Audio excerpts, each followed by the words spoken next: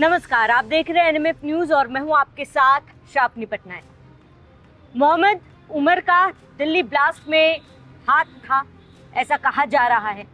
वहीं दूसरी तरफ सोहेल, सैफी और मोहम्मद अहमद आरएसएस के कार्यालय को उड़ाने की प्लानिंग कर रहे थे। हालांकि गुजरात एटीएस ने उनके तमाम प्लानिंग पर पानी फेर दिया और इन तीनों आतंकियों को गिरफ्तार कर लिया। गिरफ्तारी के बाद लगातार एटीएस जांच में जुटी हुई है कि इन आतंकियों ने क्या प्लानिंग की थी, क्या मंसूबे थे और इसके साथ ही आरएसएस कार्यालय को उड़ाने की प्लानिंग कैसे की गई थी, कैसे इसको अंजाम देने वाले थे, क्या उनके साथ अन्य लोग भी शामिल थे। इसी पर हम चर्चा करेंगे। मेरे साथ सहयोगी रोहित जुड़े हुए हैं। रोहित, एक तरफ जहां दिल्ली ब्लास्ट की तस्वीरें हमने देखी, उमर का नाम सामने आया, कई अन्य नाम भी इसमें सामने आए, चाहे आदिल की बात कर ली जाए, मुजम्मिल की बात कर ली जाए, ये दिल्ली ब्लास्ट से जुड़ी खबर थी। वहीं गुजरात एटीएस को एक बड़ी कामयाबी हाथ लगी थी, 3 आतंकियों को गिरफ्तार किया गया। लगातार जांच जारी है, एक जानकारी मिल रही है, सामने आ रही, कई खुलासे हो रहे हैं, लेकिन बड़ा खुलासा ये कि इनके प्लानिंग लिस्ट में आरएसएस का कार्यालय भी था। बिल्कुल, और जिस तरीके से आपने नाम गिनाए, वो चाहे मुजम्मिल हो, आदिल हो, उमर हो जिसने फिदायीन हमला किया, खुद को मार गया, ऐसी खबरें हैं, और फिर ये चाहे सैफी हो जिन्हें गुजरात एटीएस ने पकड़ा है। तो ये सब नाम जब आप देखते हैं तो मुझे शौर्य फिल्म का वो डायलॉग याद आता है जो के मेनन बोलते हैं कि इनके खून में इनकी कौन सनी हुई है। और कई ऐसे हैं जो बहुत अभी 20-25 साल के, वहाँ पर भी मुझे के मेनन का वही बात याद आती है। हालांकि वो फिल्म में बोला गया, लेकिन ऐसा लगता है कि सच्चाई बोली गई पूरी तरह से कि ये बच्चे नहीं, टाइम बॉम्ब, जो कुछ भी उमर ने किया, जो अभी तक निकल कर सामने आया। अब बात रही कि आरएसएस मुख्यालय को टारगेट क्यों किया गया, या टारगेट पर क्यों था आरएसएस मुख्यालय। सबसे पहले नागपुर में सिक्योरिटी बढ़ाई गई। कल शाम को खबर आई कि आरएसएस के हेडक्वार्टर को टारगेट किया गया। दिल्ली में आरएसएस का केशव कुंज जो है, वहां पर सिक्योरिटी बढ़ाई गई। गुजरात एटीएस ने जिन्हें पकड़ा, उनके पास से खुलासा ये हुआ कि वो लखनऊ में आरएसएस के ऑफिस को उड़ाना चाहते थे। अब आरएसएस से इतनी नफरत क्यों? क्योंकि पता है कि प्रधानमंत्री संघ से आते हैं, पता है कि बीजेपी के बड़े नेता संघ के स्वयंसेवक हैं, पता है कि जब तक राष्ट्रीय स्वयंसेवक संघ भारत में है तब तक उनके मंसूबे कामयाब नहीं हो पाएंगे। कौन से? 2047 के गजवाए हिंद वाले मंसूबे। अब आरएसएस के प्रमुख मोहन भागवत कहते हैं कि भाई सबकी एक ही जीन है, सबका डीएनए एक है, 2-3 पीढ़ियां पीछे जाओ, कोई हिंदू, कोई मुस्लिम नहीं, कोई ये नहीं, सब सनातनी है। अब ये बातें कैसे वो लोग बर्दाश्त कर सकते हैं जो एक किताब पर चलते हैं, जहां वहां पर जो लिख दिया उसी पर चलना है उन्हें। अभी मदरसों में क्या कुछ पढ़ाया जा रहा था कि एक न्यूज़ चैनल ने रिपोर्ट की, मैं तो शब्द भी ले रहा हूँ कि उस मदरसे की किताब में लिखा था कि एक हसीन लड़की को एक हसीन लौंडिया। ये सब बताइए, पढ़ाया जा रहा है तो इनके दिमाग में क्या भरा जा रहा हो। तो जो कुछ भी सैफी या मोइनुद्दीन या मुजम्मिल कर रहे हैं, वो सिर्फ और सिर्फ अपने मन से नहीं कर रहे हैं। इसके पीछे एक बहुत बड़ा गैंग है, एक बहुत बड़ी साजिश है, गजवाए हिंद का सपना है, और गजवाए हिंद का सपना पूरा नहीं होना है जब तक आरएसएस है। इसीलिए पहले आरएसएस को टारगेट करो, आरएसएस को दहलाने की कोशिश करो, उसके मुख्यालयों को टारगेट करो, उसके बाद फिर इस तरीके के ब्लास्ट दिल्ली में करो, गुजरात में करो। और इसकी कड़ियाँ देखिए। मैं आरएसएस ही क्यों, मैं पंडित धीरेन्द्र कृष्ण शास्त्री की जो इस वक्त सनातन पदयात्रा चल रही है, मैं उसका भी जिक्र यहाँ पर करना चाहूँगा। और मैंने पहले दिन खबर की जब फरीदाबाद से विस्फोटक बरामद हुए 300-350 किलो, तो उसी रूट पर बरामद हुए। फरीदाबाद में बरामद हुआ। क्या कहते हैं, छतरपुर से धीरेन्द्र कृष्ण शास्त्री की पदयात्रा निकली, जो कि बल्लभगढ़ इधर से होते हुए निकलनी थी। तो कितनी दूरियां, 8-10-12 किलोमीटर की दूरियां। साकेत में 3 दिन पहले 7 या 8 तारीख को, जिस दिन पदयात्रा निकलनी थी, 7 या 8 तारीख को वहां पर गिरफ्तारियां 3 हुई या 2 हुई आतंकवादियों की। उत्तर प्रदेश के सहारनपुर में इसी तरीके से आतंकवादी पकड़े गए। ये सब वो रूट है जहां से पंडित धीरेन्द्र कृष्ण शास्त्री की पदयात्रा निकलनी थी, उससे 4-5-10 किलोमीटर के आसपास की ये रूट है। तो क्या पंडित धीरेन्द्र कृष्ण शास्त्री की सनातन यात्रा भी टारगेट पर थी? इससे भी आप इनकार नहीं कर सकते, क्योंकि वो भी सनातन को लेकर, अवैध कन्वर्जन को लेकर वो जिस तरीके से बातें रख रहे हैं, उनके भी दुश्मन बन बैठे हैं। तो जो भारत की संस्कृति, जो भारत के आध्यात्म, जो भारत के वैभव की बात करेगा, उनके लिए मुजम्मिल, ये उमर, ये सैफी इसी तरीके से टाइम बम बन के फूटते रहेंगे।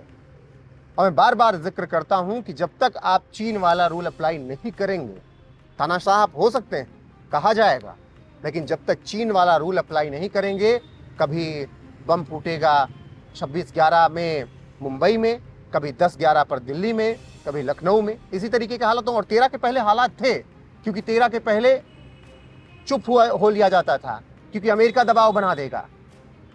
हम 26/11 के बाद जवाब नहीं दे पाए, कांग्रेस की सरकार थी। और क्यों नहीं जवाब दे पाए? क्योंकि हम डरे सहमे थे कि अमेरिका ने हमें रोक दिया। लेकिन हमने जितनी बार अब पाकिस्तान ने 14 के बाद हिमाकत की, हमने उनको घुसकर मारा। तो आरएसएस मुख्यालय को टारगेट करने का सीधा प्लान है, हिंदुत्व पर टारगेट, सनातन पर टारगेट, भारत के वैभव और संस्कृति पर टारगेट। क्योंकि एक आरएसएस ही है जो सुबह 4 बजे से उठकर रात के 10 बजे तक, 9 बजे तक देश सेवा में लगा रहता है। कहीं पर बाढ़ आती है, आप कौन दिखते हैं?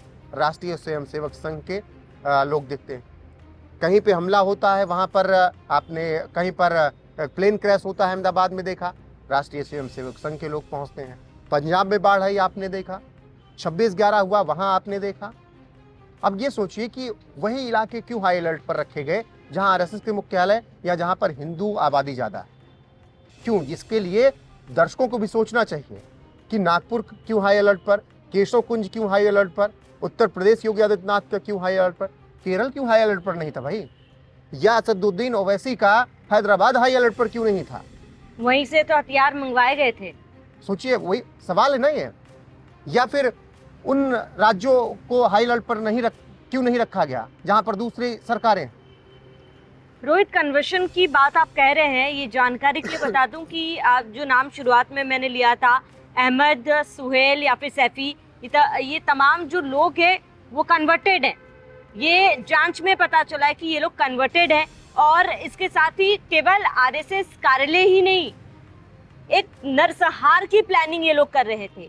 और केवल हथियारों से नहीं, क्योंकि फिलहाल कई पिस्टल और तमाम चीजें बरामद की गई है, लेकिन एक केमिकल भी उनके पास से बरामद की गई है साइनाइड नाम से, जो वो कोशिश कर रहे थे कि लोगों को ये साइनाइड से कैसे मारा जाए। उनका एक टारगेट था, लक्ष्य था जो 1000 से लाखों लोगों को मारना था। 10 लाख लोगों का श्रावणी टारगेट था, 10 लाख को मारने का टारगेट था।